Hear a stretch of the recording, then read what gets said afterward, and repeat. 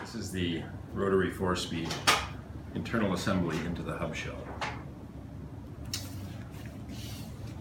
Use some of the Castrol LMX bearing grease to load the left side bearing, and also a little of the grease on the threaded section of the hub shell. Then the Castrol CLS00 grease on the gear ring and ratchet ring that's pressed into the hub shell.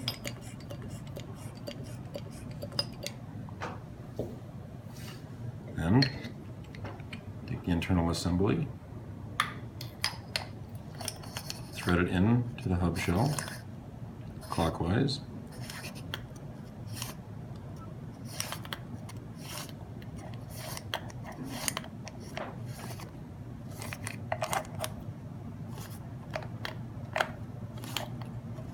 It should go in all the way, finger tight.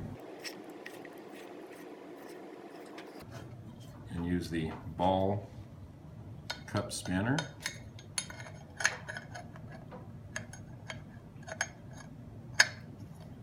to tighten it very firmly. Of course, this will be built into a wheel when you do that. Then clamp the right side axle in a vise or this jig. Thread on the left cone.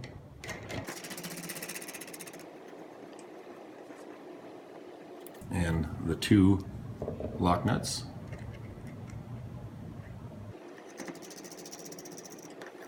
They're both 5mm thick. Now, of course, this will be built into a wheel. You will use the wheel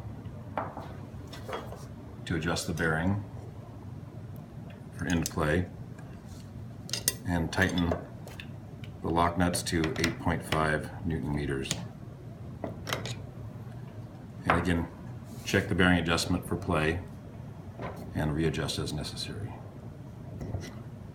And then you're done.